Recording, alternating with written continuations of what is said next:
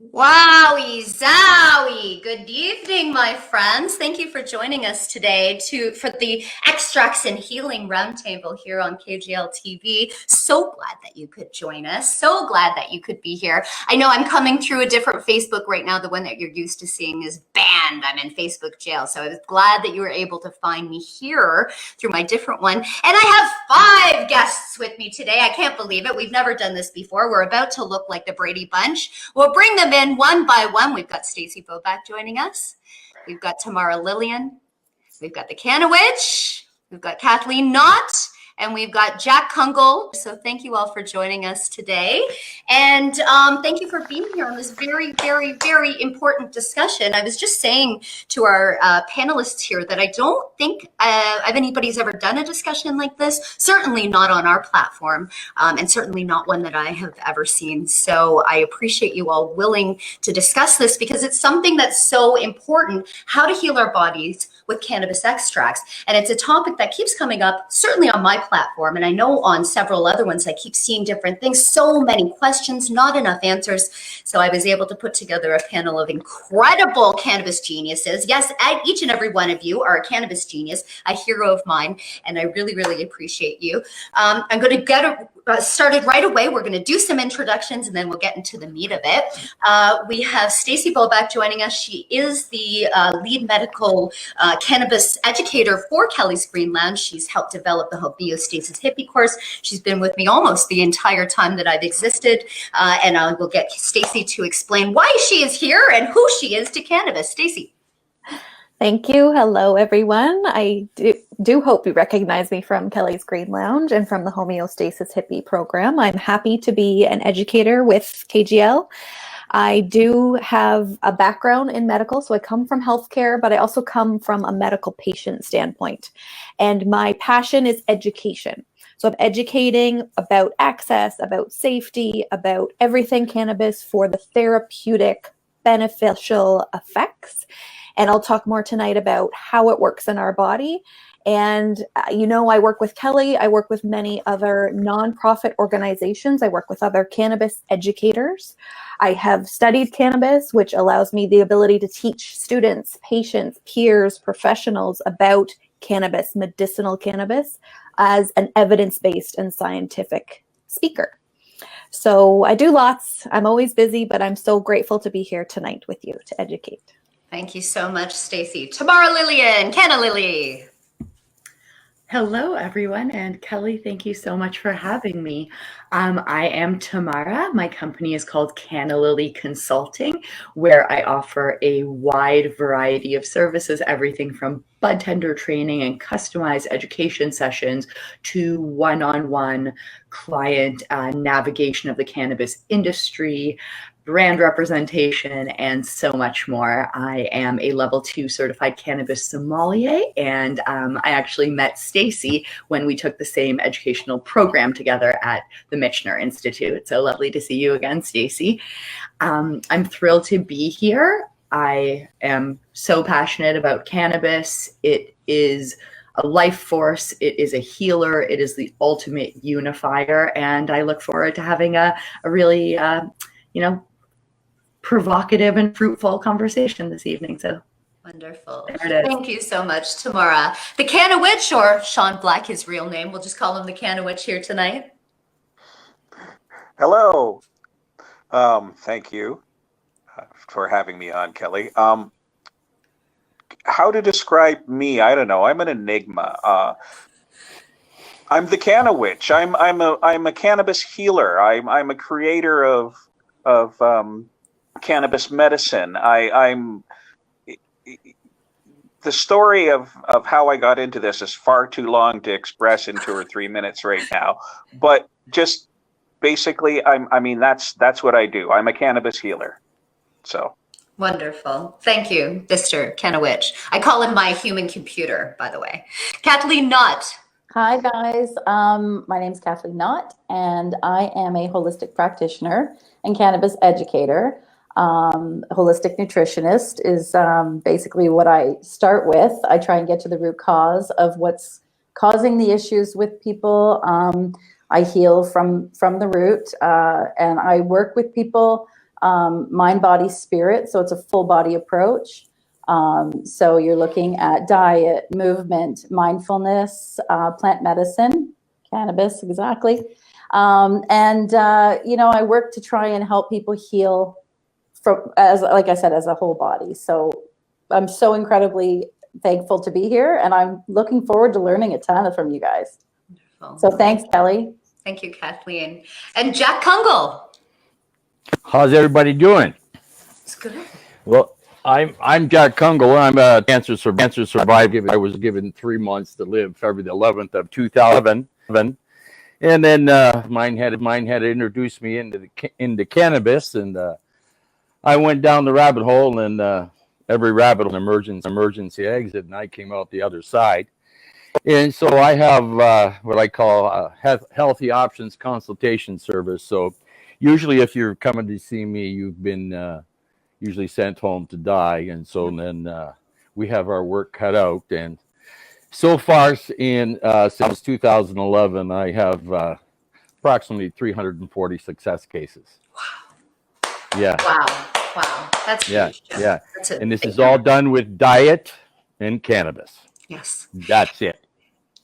And it was Jack's story and Jack's documentary, Jack's Garage, as well as Jack's story that I heard, we were on a podcast together, that really opened my eyes to full extract cannabis oil. I didn't understand it or know it before. And when I started talking about it and posting about it, people were like, what? I thought we were just using RSO. I thought that was the extract that was curing. I thought that's what we needed. So then there was a little bit of debate. What is this? What is that? What would we use? Why it would be beneficial to us? And so I thought that's probably why we should get together and talk about what works and what doesn't and why. So we will get to nutrition. We will talk about it because it's not just cannabis. It's not just that gets you healthy or saves you or eradicates cancer or any of the other diseases. It's a whole thing that you need to put together, the whole parts of the plant and the whole parts of your body that need to work that out. So I'm going to start by asking Stacy to talk about the endocannabinoid system and what is it? What is the endocannabinoid system, Stacy? Do we all have one? We all have an endocannabinoid system, and I'd like to remind our viewers that this is kind of a next level cannabis education roundtable. So we hope you have heard of the endocannabinoid system, and maybe you have a little bit of interest in learning more about it if you don't already understand it, but it's a fascinating science. So I'm going to nerd out a little bit and teach you about this system that is in every single body. Every animal except for insects has an endocannabinoid system. And the endocannabinoid system is a 600 million year old cellular messenger system. So as I said, I'm nerding out here. We're getting into the science right away, just because this answered my question of why cannabis, how and why. Let's get back to the why. It's in our body, this system. So the whole purpose of the endocannabinoid system, or I might call it the ECS for short, is homeostasis, or the management of balance within your body. So we're looking for a space of balance. What does balance mean?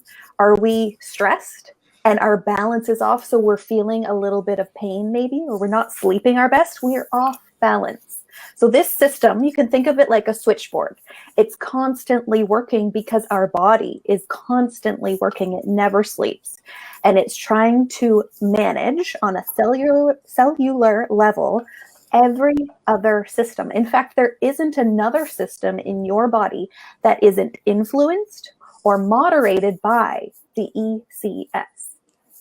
So very, very cool. So there's 4 components. I'm going to really simplify the cannabis science down here so that we can move on. But you can think of the 4 main components. So number 1, we have cannabinoid receptors, being the CB1, CB2, and counting.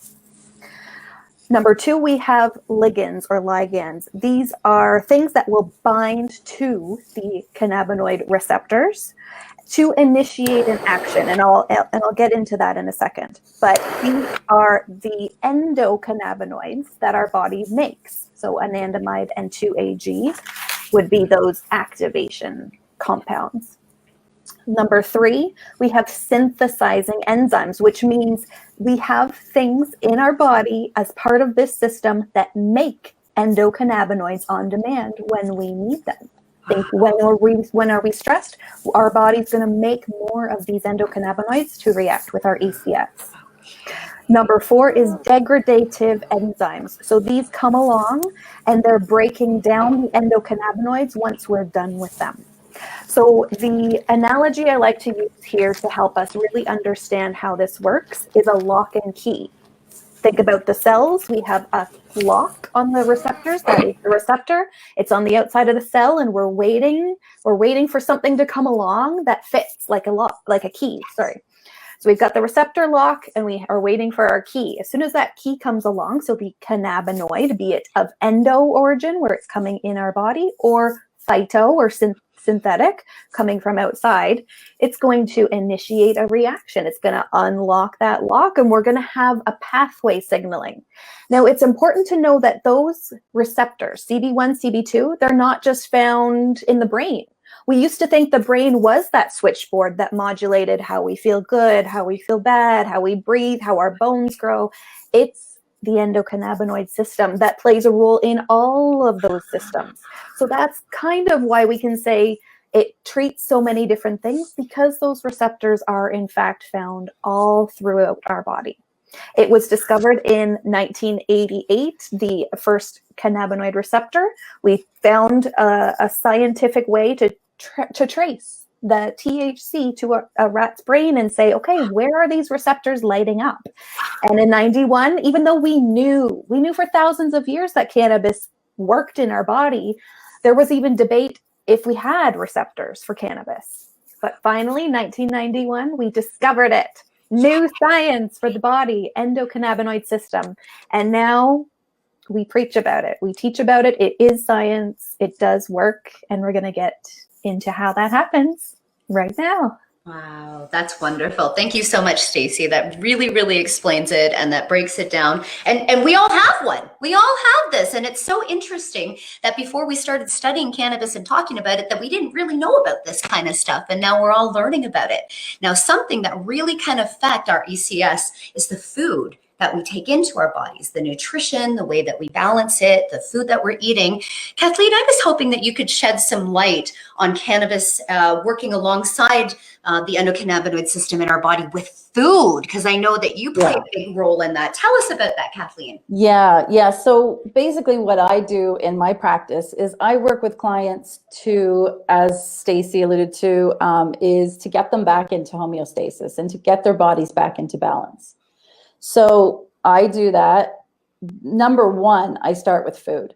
I basically, we go through their lifestyle, see what they're doing right, and see what is not always right. Not necessarily wrong, but not the best way to approach it.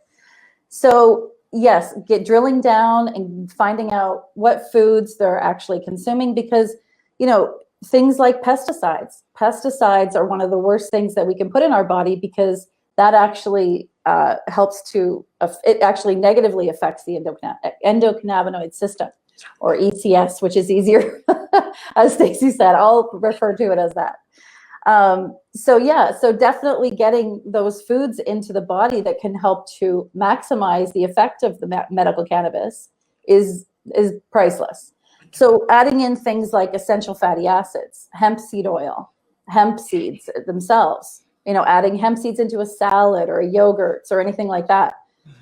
Flax seeds, chia seeds, walnuts, sardines and eggs are also another part. Sardines are usually found in fish oils, so taking a fish oil every day would benefit greatly. Another great one that everyone loves is chocolate. But dark chocolate, sorry guys, not your Easter eggs, but your dark chocolate.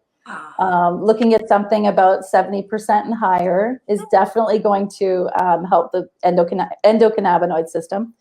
Adding raw cacao powder into your diet, so into smoothies. You could make your own chocolate at home, and also, elevate it a little bit with some cannabis oil. So yeah, making those edibles at home, but using raw cacao powder is definitely something I would add in there. There's some herbs as well, which, black pepper, echinacea, and turmeric is great. Echinacea and turmeric are great for reducing the inflammation in the body, which will also help with the ECS. Maca root, and then working on the gut. So you want to make sure that working with prebiotics and probiotics, the prebiotics will help the good gut bacteria to multiply, and the probiotics is, it's all going to help it multiply and work to its best as it can. And then I have other ones. Give me a sec. Eating organic, like I said, pesticides, so bad for us. And that's why I think, I really think that a lot of the pesticides are affecting us mentally and physically, right? So choose organic whenever you can, looking at foods that are as clean as possible through the Environmental Working Group. They have a great page on their website that give you the clean 15 and the dirty 30. So you can get a list there. So basically, I just go by the old saying, kind of like, if you eat the rind, then try and get it as organic as possible. Avoid plastics, because they do have things in there that affect the hormones in the body, affects the endocannabinoid system. Avoiding alcohol. Sorry, guys, but alcohol really does affect you negatively. And activities, in putting in place mindfulness practice. Yoga, meditation, adding in those things like that are going to calm you and make your body just more low impact, right? Breath work, acupressure, things like that. And then I also look at adding in mushrooms. The medicinal mushrooms are amazing. They're antioxidants. They're full of antioxidants and a lot of anti-cancerous properties. Antibacterial, antimicrobial, anti. So they're anti-everything, and they're amazing for you. So I definitely do look at that. Any meat that people are consuming, try and go organic, antibiotic free, hormone free, because whatever that cow or animal is eating is going into your body. So yeah, so like looking at food differently, looking at it as medicine. We look at cannabis as medicine and incorporating alongside of it. They just work synergistically together, and it just makes sense. Perfect. Oh, I love how you put that. Thank you so much, Kathleen. You're very welcome. So much sense. So when we're thinking about this plant that we're growing and we're thinking about extracts, that doesn't mean that we're just taking the plant out and taking off the nugs and smoking it. Extracts is a way to get the plant out of the cannabinoids out of the plant in a much different way. And we are going to talk about RSO, Rick Simpson oil, Phoenix tears. We're going to talk about FICO. But first of all, I'm hoping that Tamara Lilien can explain what are extracts, how do we get them out of the plant, what are we doing with them? Tell us, Tamara. All righty. So when we talk about extracts, we're essentially talking about isolating the good stuff in the plant. When you touch cannabis, it's sticky. The reason why is because it is covered in resinous glands called trichomes. You've probably heard them called crystal, maybe sticky icky before, but the correct scientific term is trichomes. So this is where, as I mentioned, all the good stuff is located. So we're talking about the cannabinoids like THC, CBD, CBN, CBG, et cetera, and the terpenes and the flavonoids. Unfortunately, flavonoids don't get as much attention as they deserve, so I'm going to park flavonoids. But of course, the cannabinoids have a huge amount of therapeutic properties, as well as the terpenes. So the terpenes are another chemical compound that's working in conjunction with the cannabinoids that allows for one overall effect experience. So when we create extracts, essentially what we're doing is we're removing the trichomes and we are compressing or congealing them. So every extract is really like some form of a puddle of trichomes. And the type of extract is determined by the approach and the method, and whether or not something called a solvent is used. The simplest form of extract is called Keef. Keef is really just what falls to the bottom of your grinder. So if you have a grinder with several layers, the bottom layer has a very, very small mesh screen. I think it's something like 90 microns. And what happens is all of those trichomes will fall to the bottom, and you get a much more concentrated product. One step further would be hash, where you're actually just pressing all the trichomes together into a more solid substance. From there, I'm not going to unpack all of the extracts, but suffice it to say, there are various approaches you can use. For example, if you just use heat and pressure, you would end up with something called rosin. Once you begin to introduce various solvents like CO2, BHO, ethanol, etc., what you end up with is arguably a less pure process, but a more pure outcome, because you're using a chemical to assist with the extraction of the trichomes from the plant matter. But again, you're introducing a chemical that was otherwise not there. So even though you use technology or you use an approach to be able to subsequently remove that chemical, you are introducing a chemical that wasn't there before. So if you are a purist, you might say that your preferred extract is, let's say, Keef, hash, or rosin, because they don't use any solvents.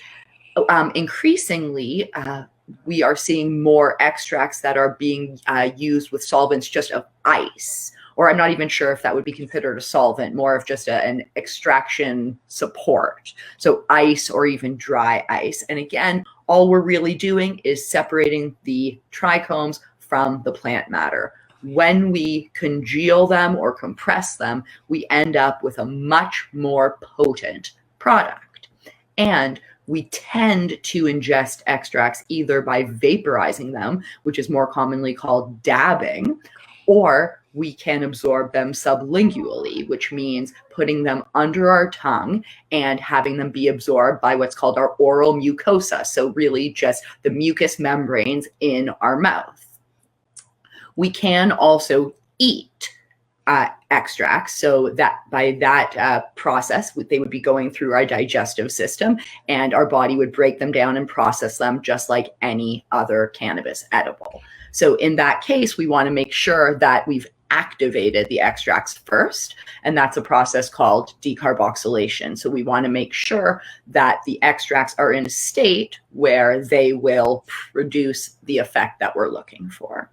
And primarily, the reason why extracts are chosen as a method of ingestion has to do with their strength and potency. So because we are collecting all, as I mentioned, the good stuff and concentrating it, hence the term concentrates, we end up with something that is much more potent and arguably effective, especially in a medical or therapeutic context. Wow. You guys, you just blew my mind. And we're not even halfway through this already. Ladies, holy moly spicoli. That's a lot of information. I appreciate how you explained it in the most easiest way to understand. So thank you, because it's a lot of information that I just took in here. Now, Mr. Kannowitch, please unmute yourself because I'm calling upon you. Now, here's the thing. The Kannowitch is very passionate about this. He gets very fiery about RSO and talking about this and methods of this and stuff this. So, Sean, I'm just going to ask you to just rein it in a little bit here, Mr. Witch, while you explain this to us. What is RSO? Why are people using it? What is it doing? They say that it eradicates cancer. Does it? What's going on? What is RSO? Talk to us. Well, a Canadian gentleman by the name of Rick Simpson was diagnosed with skin cancer. And he went on the internet and found a method to create phoenix tears with RSO, Rick Simpson oil. He used a questionable solvent, as Tamara was mentioning, to extract cannabinoids from decarboxylated cannabis bud, and then rubbed it on his cancer, and his cancer went away. Okay, so it worked for him then. Yes, absolutely. And then proceeded to share his method with the universe, basically. We've since refined the method. We use potable alcohol, which even as Tamara was mentioning, even that as a solvent is introducing something else into your extract. But we're doing a quick wash method. So you decarboxylate the cannabis flower, and then you do a quick rinse in the alcohol, and then you do another quick rinse again in some more alcohol. And what that's doing is that's collecting the trichomes. But once you're done, once you've removed the alcohol, you're making something that's like 80% activated THC. And as has been shown, active THC, when it comes in contact with cancer cells, kills cancer. Wow. So are these proven studies and research that has happened? Or is it documented stories? They have killed cancer in the lab by introducing THC. Yeah. Wow. Yes. Wowie zowie. Yes. So that's why you're so passionate about this RSO, which is something Yes. Now listen, and this is as I've explained before. Okay, RSO is a tool in your toolbox. It's not the be all end all. Like if you've got, my feeling is if you've got a cancer that you can touch with RSO, be it a suppository or rubbing it on your skin or whatever else, then I mean that's a tool you need to use. But you also have to be, balance your endocannabinoid system. You have to have homeostasis as well, right? So I mean, this is my thing is full extract FECO is one of the tools to help you balance your endocannabinoid system. RSO Simpson tears, Phoenix tears, Rick Simpson oil is a tool in your toolbox to use to cure certain types of cancer. All right. Wow. And okay. And what I get so fiery about is when people confuse the two. Okay, yes, you do get fiery about that because it's a different type of extraction method. Is that correct? Yes. Well, yeah, because full extract cannabis oil is exactly that. You've got terpenes and flavonoids and various other things in there, and it's all great for you. But the problem is all that stuff pushes out the THC, right? I mean, you've only got so full extract cannabis oil comes out at around 50-ish% THC. That's not enough to rub on. That's not a high enough concentrate to rub on cancer and cure it. Okay. You need higher. Right? You need higher. Okay. You need higher. All right, amazing. I'm going to pause you right there, Mr. Kanowich. I'm going to let our viewers know that if you come up as Facebook user, you're coming up as Facebook user to us if you haven't already registered with StreamYard. If you'd like to do that, if you don't want to do that, just put your name there so we can say hello. I will send a hello to Cynthia. I will send a hello to the Olvers. Ollie Dog is watching. And I'm going to now move on to Jack Kungel. I'm going to unmute you, Jack. And I'm going to ask you, can we unmute? I think you might have to unmute yourself, Jack. Hold on. There you go. There you go, my friend. There you go. So it was talking to you about FECO. I had never heard of it before. And I had never heard of your method of removing almost every food that I was used to eating. And you talk about get rid of that wife and get rid of that job and get rid of those bad friends. And when you talk about healing your body, you don't just talk about FECO. You don't just talk about the cannabis extract. You talk about all of the balance. Would you tell us a little bit about your story, Jack, and why you use FECO and extracts? Sure. Well, FECO and RSO it's the exact same thing as hash oil. It's the same process. And so I swallowed 6 grams of pure cannabis oil every single day for a year. Cancer came back. There isn't a human on the planet that can do that. And the reason is I didn't change anything. All I did was just take a whole bunch of cannabis. And so my food was toxic. My marriage was toxic. My life was toxic. My friends were toxic. I got in 1990 at work. And so I've been home for over 30 years on 22 medications, bilateral carpal tunnel, bilateral nerve entrapment, 2 torn rotator torn bicep tendons, torn meniscus tendon, cartilage is gone. I wore a leg brace for 28 years. And so then I got into cannabis, and then this is what happened. See, cancer feeds on methionine. We need methionine in our food. So fruits, nuts, vegetables, grains, and beans contain the perfect number. The number is 80. Anything over and above that now, if you have cancer, is detrimental to our health. So dairy products, the number is 180 units of methionine. Red meat is 195. Eggs is 240. Chicken is 480. And fish is 700 off the charts. So that cancer directly. And so does when a cancer cell develops these insulin receptors. So any type of left spin sugar that goes into the body goes directly to feed the cancer, and the same as the methionine. Methionine is just smelling dog smell. All cancer gives off methionine gas. So the object of the game here is starve the cancer. And so the THC delta 9, what it does, it causes the programmed apoptosis of the cancer cell, programmed cell death. That's its job. So we cut off the food supply, and then cannabis just goes in and turns off the light switch. It's pretty easy when you do it, and it's very hard to deal with the cancer if you've had all the radiation and everything else done to you, because now you've had that shit knocked out of you. And it's very, very hard to pair that because they are not selective. So that kills everything, and hopefully you have enough cells left to survive. Well, cannabis doesn't do that. It just goes strictly in to deal with the cancer. It boosts up all the other cells. And you folks had earlier talked about the mushrooms. And and we use turkey tail, we use chaga, we use lion's mane, cordyceps. Very instrumental. So a nice easy way to take it is Steven, and so that has all of them in it, and so you add that to your regime.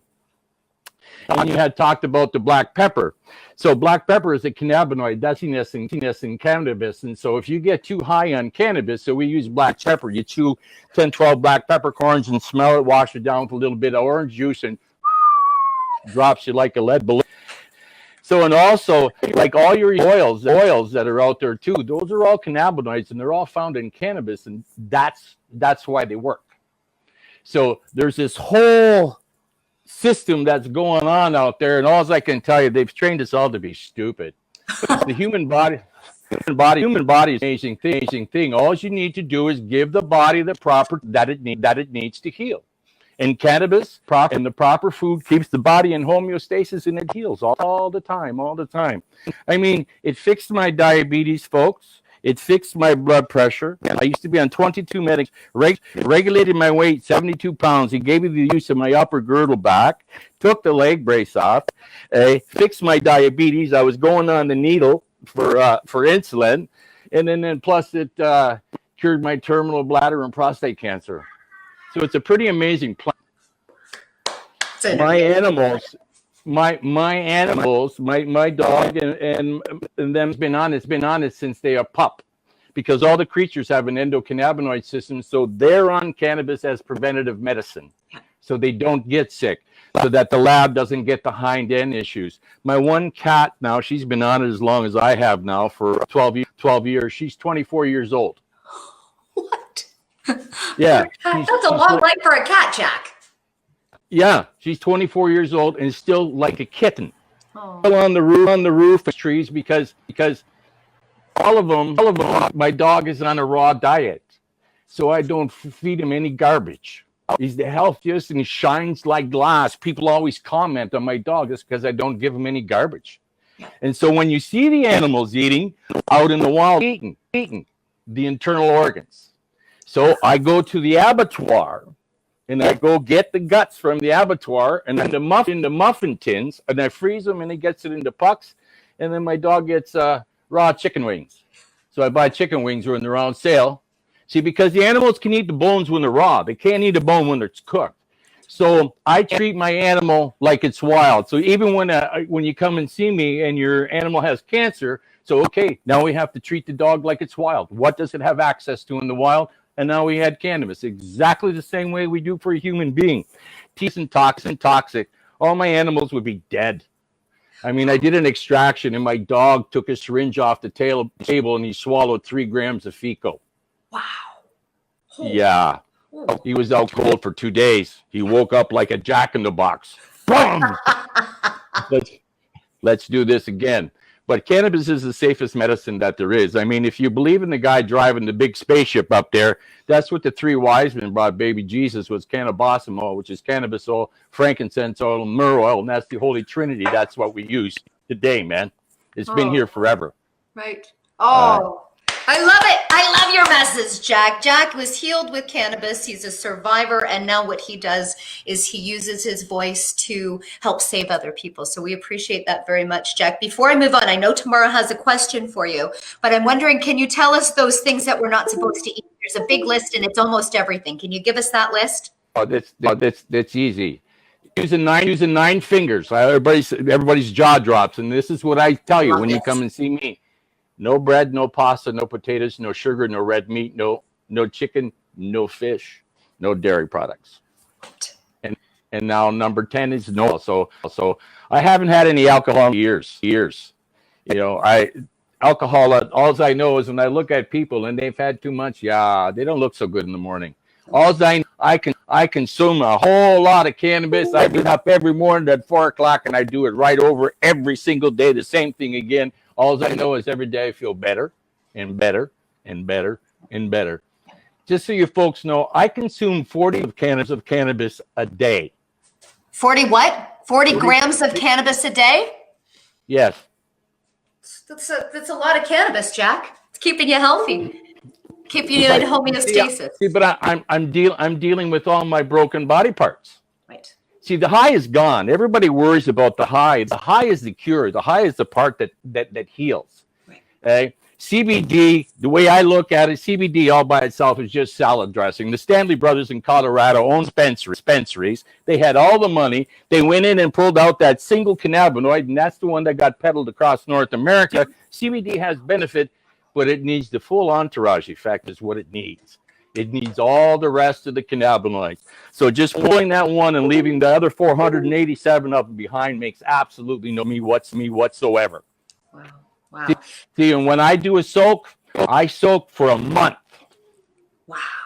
Yeah. And what do you mean by soak? So, what's a soak, Jack? Tell us what the soak is. What does that mean? I soak in grain alcohol. I have a rule of thumb. If you can't eat or drink it, we don't use it. Got it. So when they use like the BHO, that leaves a benzene ring that cannot be removed. The side effect of that, cancer. Okay. So these are just different things, you know. So I'm very anal about when it comes to using extracts. I'm very anal as how it's made, what was used. Like I say, I have a rule of thumb. If you can't eat or drink it, I don't use it. Oh, amazing. That's a great rule. Now, Tamara has a question for you, Jack. Yeah. So I actually have 2, if that's okay. Firstly, I'm wondering if you can repeat those 9 items, number 1. And secondly, you were mentioning that you give cannabis to your pets. I'm just curious if you recommend FECO or RSO, or there's another extract that you recommend for pets. You can give whatever you want. I give them decarb cannabis. So the 2 cats, they get a teaspoon of wet food, and I put decarb cannabis, and the dog gets a tablespoon of wet food, and the decarb cannabis goes in it. Very easy way to do it. And it's the same way when we're dealing with an animal too, and the same as us. So we never want to swallow the oil.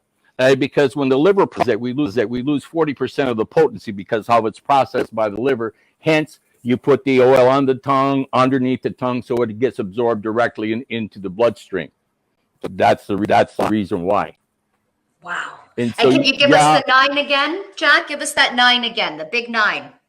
Okay. No bread, no pasta, no potatoes, no sugar, no red meat, no dairy products, no chicken, no fish.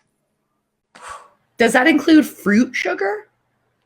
No, that's a right spin sugar.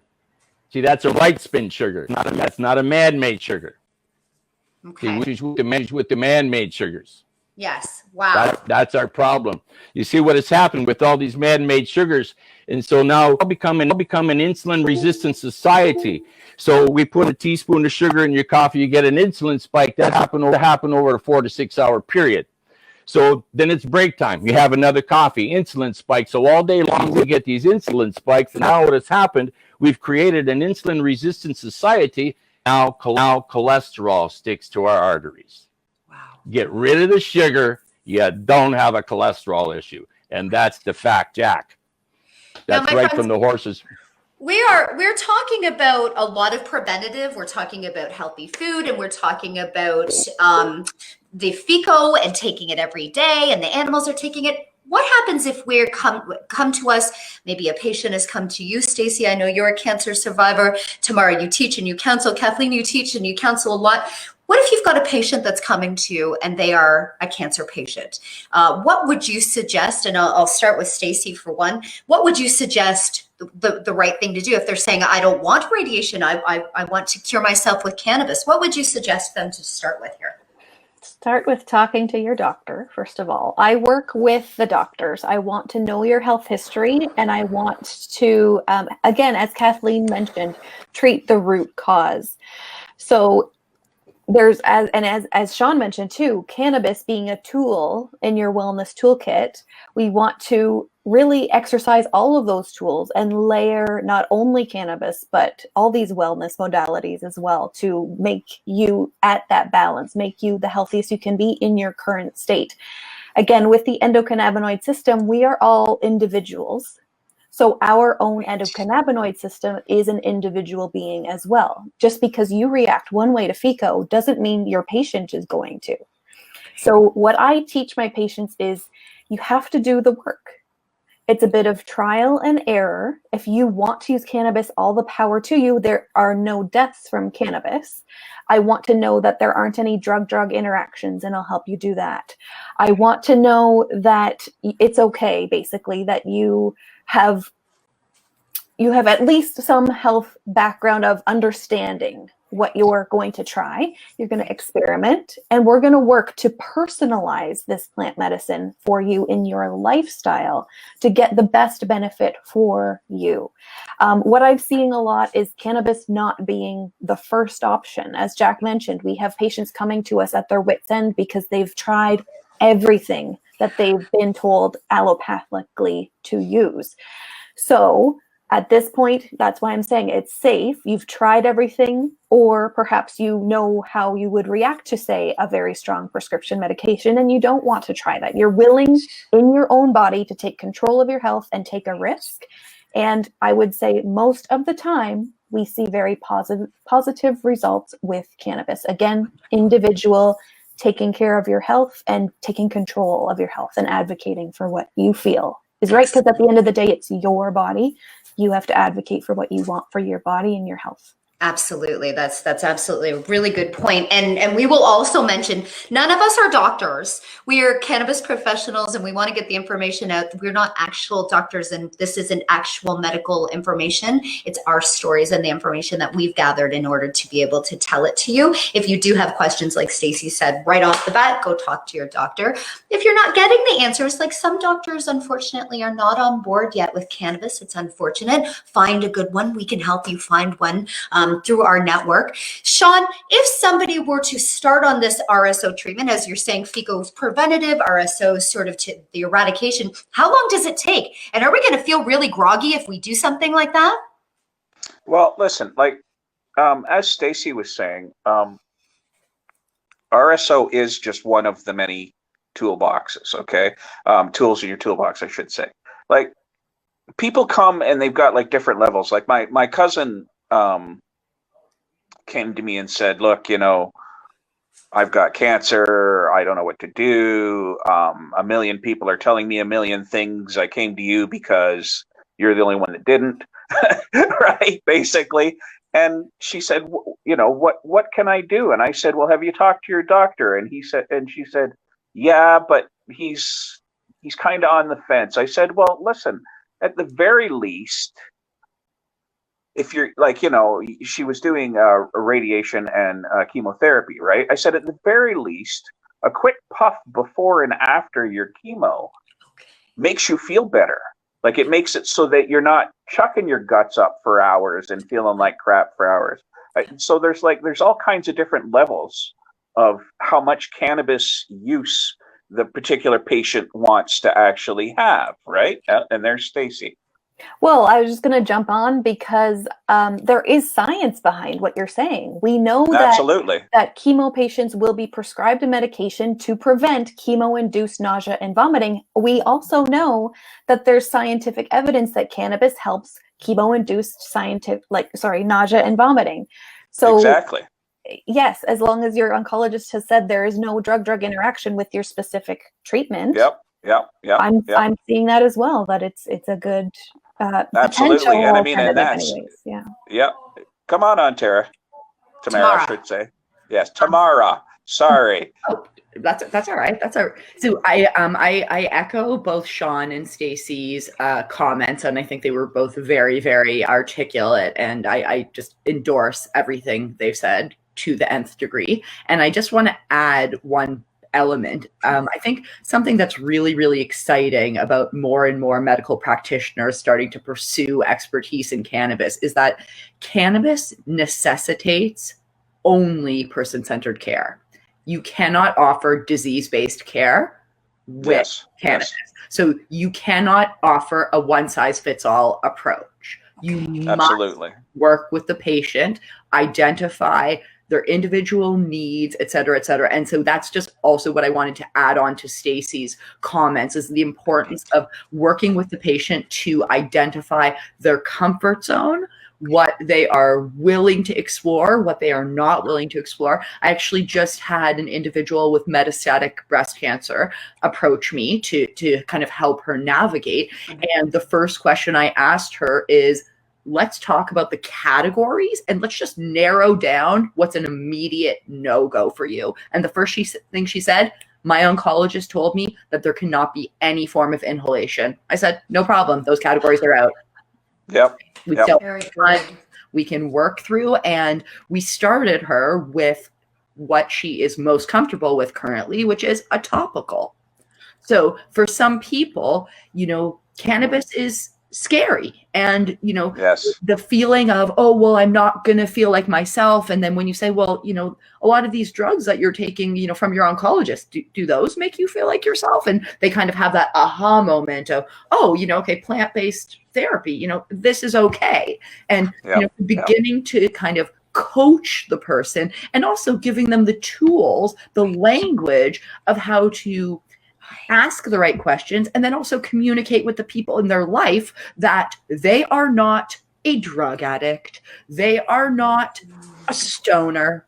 They are not pursuing cannabis because they want to sit on the couch all day, and that there is increasing evidence that's just piling up about cannabis's anti-cancer proliferation qualities. And I mean, there's just, the more we study, the more we learn. So I think a big piece of this is identifying the patient's objectives and working within them, and then also providing coaching around language and encouraging the person to kind of break through the stereotypes or stigmas that might be barriers for them. Oh, I love that. Those are such good points.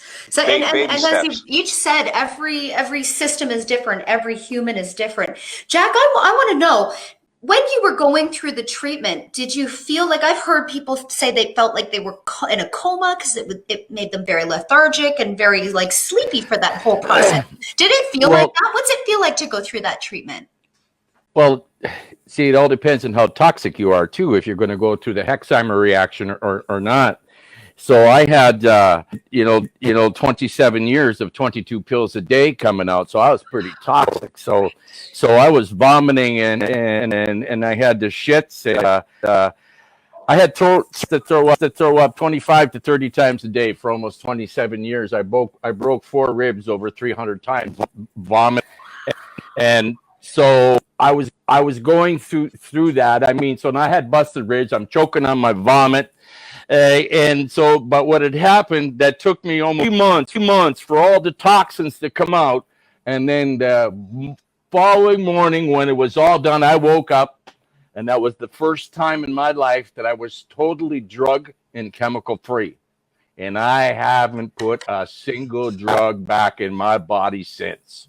I love it. I don't even have an aspirin in my house. I do everything with cannabis, psychedelic mushrooms. So we use a lot of psychedelic mushrooms too. We use them to help you face end of life. And that's what I use them. We use them to keep you uplifted in the proper frame of mind, because everybody's mind goes south when you get the diagnosis. Okay? And so now you're just and so what it does, it helps you gather your thoughts. See, none of us get out of this live. Okay. So you pretty much, what you think is what's going to happen. So always mind your thoughts. So I'm always thinking I want to go in my sleep, and that's exactly how I'm going to go, is in my sleep, and then I'll just wake up on the next excellent adventure. But this isn't easy going through this when you go start to take cannabis. This isn't easy. I have on my webpage, there's the hazards of taking cannabis oil. If you go on jackkungel.com, and there's a whole section there that explains to you what can possibly happen. Okay? Everything that you're going to go through, and each individual is different. Like I say, I take 40 grams a day. I was swallowing 6 grams of RSO or 6 grams of FICA, whatever you guys want to call it. I was swallowing that every single day, and my cancer came back because I didn't do my part. Okay?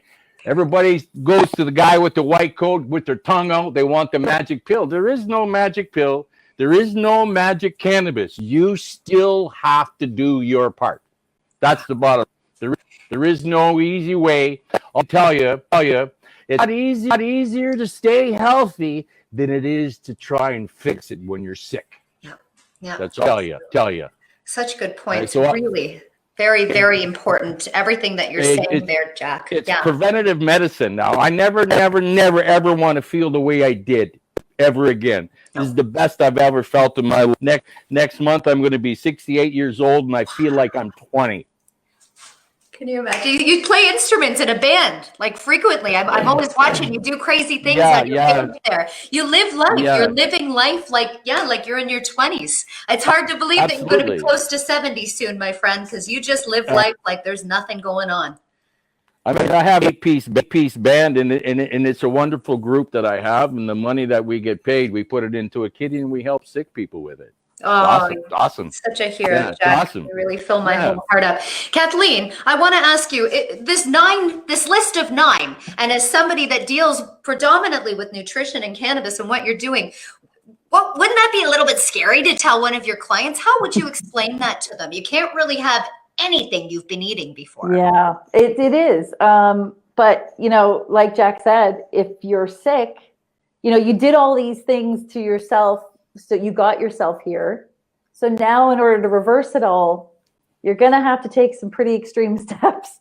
But a lot of the time, sometimes it's baby steps, and sometimes you have to eliminate 1. See how you go. Eliminate 2. I think everybody that I'm speaking to today, or just everyone I actually speak to, it's dairy. Delete dairy and gluten right off the bat, like wheat, dairy and wheat, and then animal products if you can. But yeah, it can be scary for people. But I guess if you're feeling that bad, a lot of people will do pretty much anything.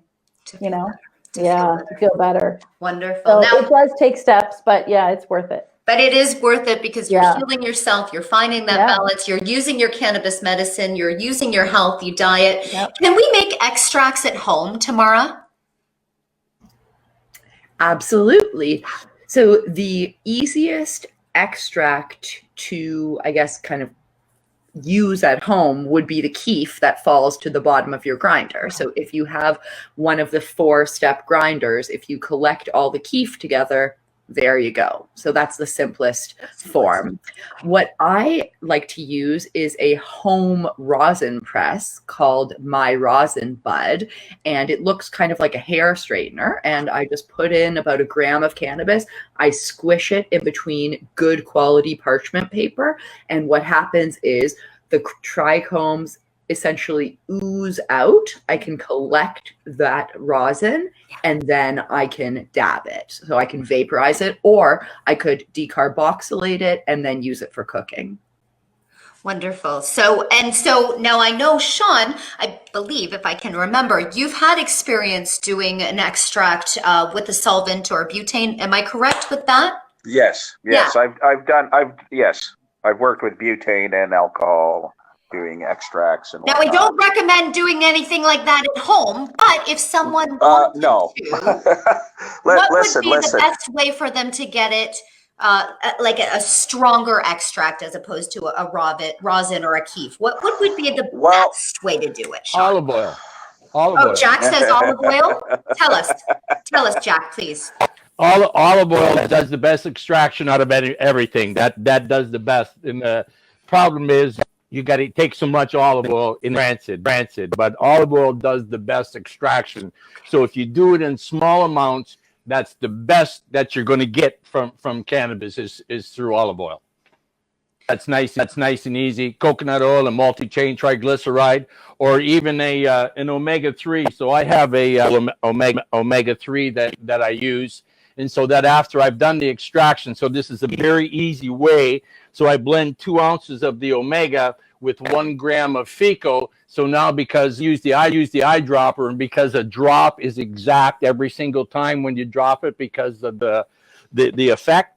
And so it's another very easy way to do it. There's so many ways to take cannabis that you don't have to like make FECO, you don't have to make RSO. There's so many ways, even just bake it and decarb it and put it into size 0 capsules.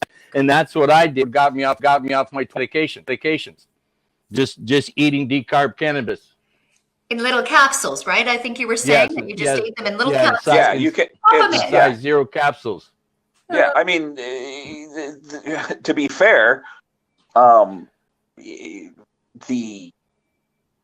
I would say the easiest thing to do would be to take a bud of cannabis, decarb it in your oven, crumble it up, take yourself a saltine, put a little peanut butter on that saltine, and then there you are. Right? Whatever you gotta do to get it in, right? That's the easiest way. Yeah, and I mean, and I agree with Jack. Healthy, like consumable oil extractions is the easiest way to do it at home. My preference is coconut oil, or failing that, medium chain triglyceride oil. I don't particularly like the taste of the MCT oil over regular coconut oil. Right.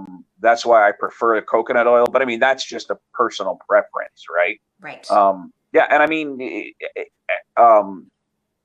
doing an extract that way is as easy as cannabis in a crock as pot. It gets. Yeah. Nothing's going to blow up. It's safe. No, we don't it's want completely safe. Blowing up. Nobody blows up. No. I mean, I've messed with other things before, but small scale and in like outside.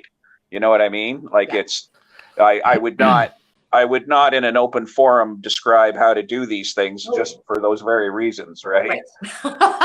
Thank you for that, Sean. Don't tell them how to do it. If they want to look it up, they'll look it up outside. But I really like exactly. They're not going to fight it out from me. No. But I have some Stacy and Kathleen and Tamara. I know that you work within the legal market and the medical market. Can you just buy RSO or fecal matter that's already been prepared? Can we order it from LPs? Can we go to dispensaries? Where would we get it if we make it at home? No, Jack, you can't. You can't get it anywhere. You have to make it yourself. Correct. I believe it's still considered illegal because it's a concentrate. The government has only allowed them to put in 30 milligrams of cannabis per milliliter of triglyceride. So that's all that 30 milligrams of cannabis per milliliter of multi-chain triglyceride. So that means in that bottle, 30 milliliter bottle that you get is only 900 milligrams of cannabis. So how much oil is in a 900 milligrams of cannabis? Not very much. No. So that makes every single pound for an LP worth $45,000. I'm interested in accessing RSO. Now you got to ask yourself, why going broke when they're making that kind of coin? Because now they're all responsible to the shareholders. Okay. You see, they gave two shits about what went out the door, the medicine that went out the door. All everybody saw was the golden brick road. Here we go. We're going to make a ton of money. And they never paid any attention to the medicine that was going out the door. So the sick people didn't come. The recreational people didn't come. You just noticed the government says, oh, all the home grows are growing too much cannabis. Well, no, nobody wants theirs. In the next 2 years, 85% of the licensed producers will be gone. The craft growers will take over. I believe that if you have dollars and cents in your eyes when you look at cannabis, you will fail. It will not happen. Absolutely. This is a statement. It knows exactly what you're doing with it. The plan for profit. Have a look how it's going. That's right. Very good point. You use the plant properly, it will take care of you. It'll do for you exactly what it needs done. That's absolutely true. That's absolutely true. Tamara, I think you had a comment or a question. We're going to wrap up in the next few minutes, so I will get you to end with whatever, maybe a takeaway or anything you have after you ask your question.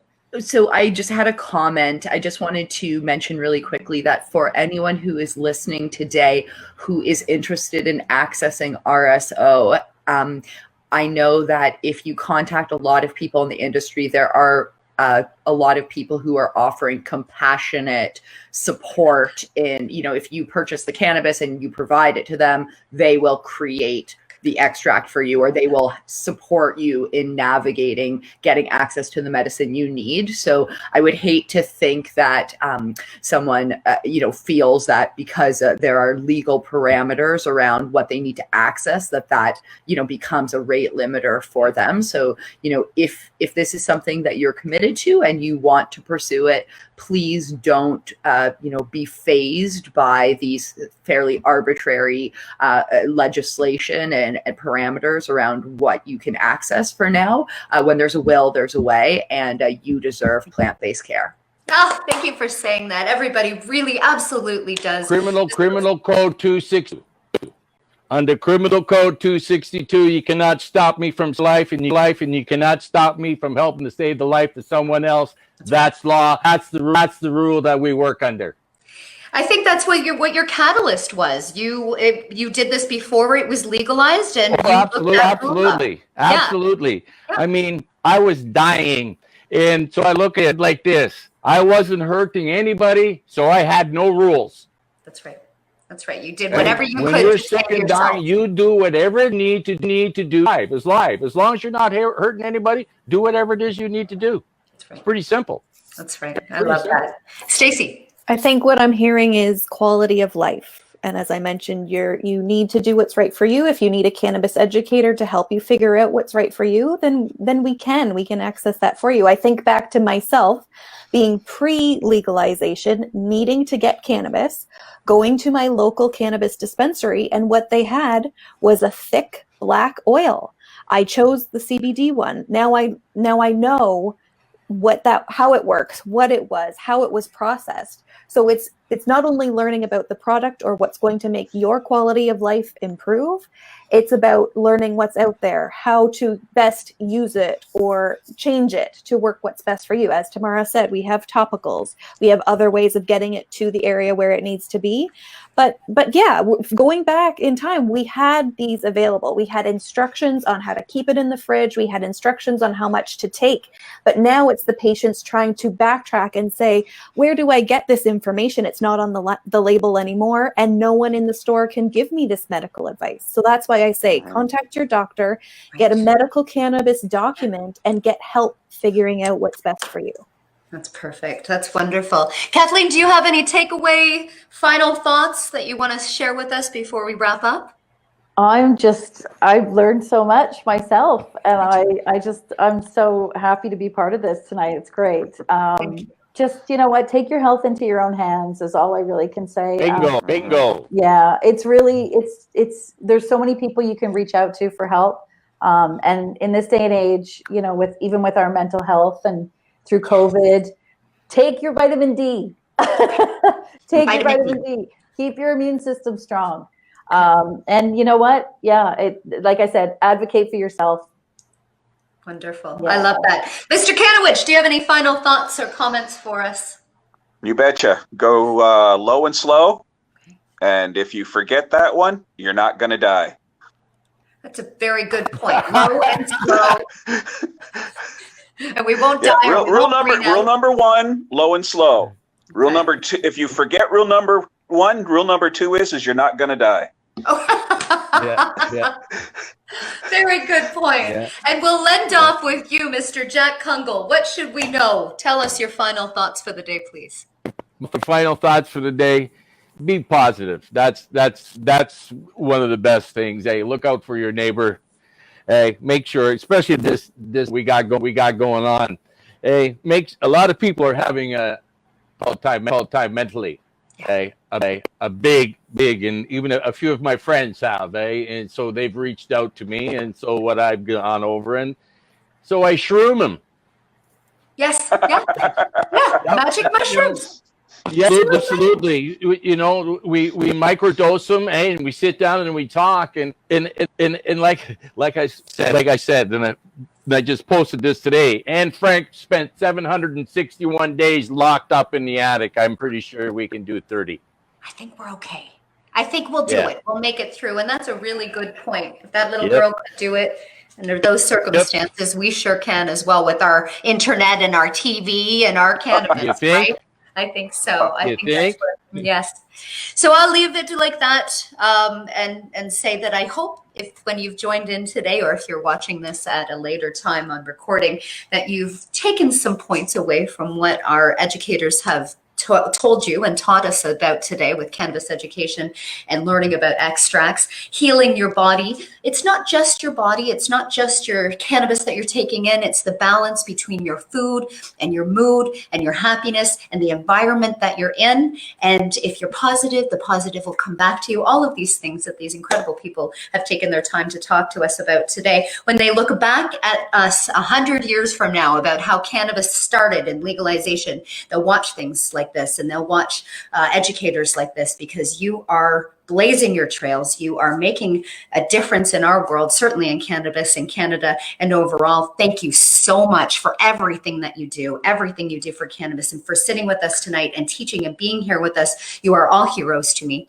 You are all heroes to cannabis. Each and every one of you is a spokesperson for our plant and for our mission and keeping going. And I truly, truly, truly appreciate you doing this, because you're saving lives. And now people can watch this and go, hey, I have somebody that needs help, or I may need help myself. And they know that they can find every individual here, including myself, through the KGL network. And we appreciate you. Goddess and cannabis blesses you all, everyone watching and everyone affiliated with us tonight. Thank you so much. Stay safe. Check your neighbor. Give everyone grace, patience, and send love.